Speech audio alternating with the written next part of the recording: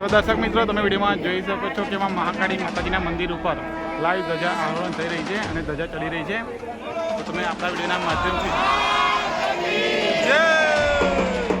દર્શક મિત્રો, આપણે પાવાગઢ ચૈત્ર નવરાત્રિના દિવસોમાં મહાકાળી માતાજીના દર્શન કરવા માટે આવ્યા હતા અને આપણને મંદિરના પરિસરમાં એક આવો સુંદર મજાનો નજારો જોવા મળ્યો, જે એક ભાઈ ભક્તો દ્વારા અહીંયા માતાજીના શિખર ઉપર લાઈવ ધજા ચડાવવામાં આવી રહી છે. તો ચાલો મિત્રો, આજના વિડીયોની અંદર હું તમને બતાવું કે મહાકાળી માતાજીના મંદિરના શિખર ઉપર કેવી રીતે ધજા ચડાવવામાં આવે છે.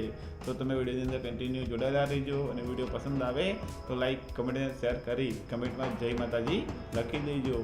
તો ચાલો તમે જોવો આજના વિડીયોની અંદર કે પાવાગઢ મહાકાળી માતાજીના મંદિરના શિખર ઉપર ધજા કેવી રીતે ચડાવવામાં આવે છે.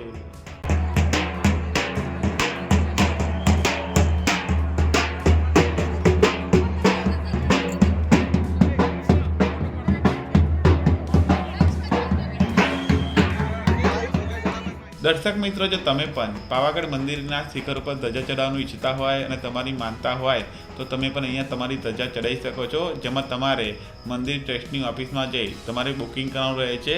જેમાં 11 ફૂટની ધજાના 3100 રૂપિયા, 21 ફૂટની ધજાના 4100 રૂપિયા, 31 ફૂટની ધજાના 5100 રૂપિયા, 41 ફૂટની ધજાના 600100 રૂપિયા અને ફાઇનલી 51 ફૂટની ધજાના તમારે 11,000 રૂપિયા આપવાના રહે છે.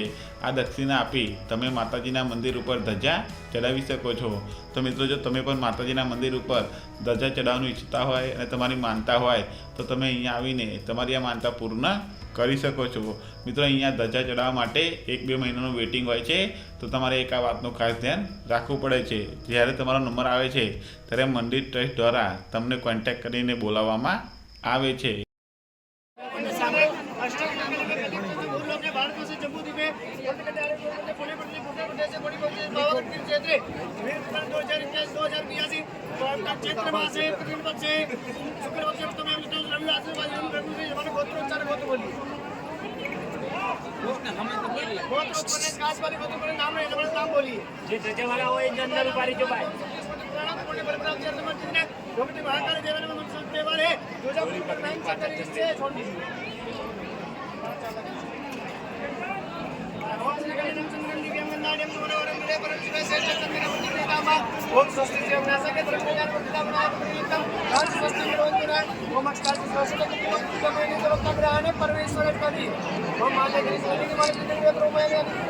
મિત્રો, આજનો વિડીયો તમને પસંદ આવ્યો હોય તો વિડીયોને લાઇક કરો, શેર કરો, કમેન્ટમાં જય મહાકાળીમાં લખી દો. અને આવા નવા અદ્ભુત અને રોમાંચક વિડીયો જોવા માટે અને નવા સ્થળોના દર્શન કરવા માટે આપણી યુટ્યુબ ચેનલ સબસ્ક્રાઈબ કરી લો અને બાજુમાં પહેલાં બેલ આઇકનને પણ દબાવી દો, જેનાથી તમને અમારા વિડીયોના નોટિફિકેશન સૌથી પહેલાં મળી રહે અને તમે આવા નવા વિડીયો જોઈ શકો.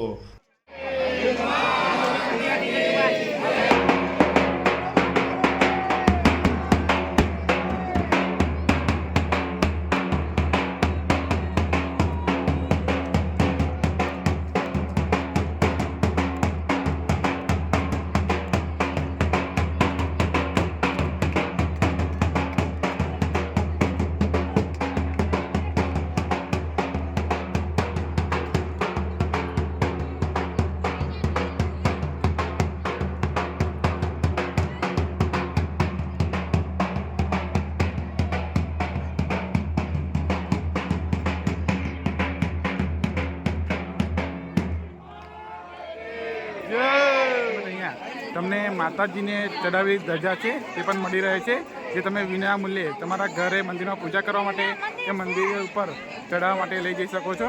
તો તમને અહીંયાથી ફ્રીમાં પણ તે ધજા મળી રહી છે. તો કંઈક આ રીતની તમે પ્રસાદીની જે ધજા છે તે ઘરે લઈ જઈ શકો છો.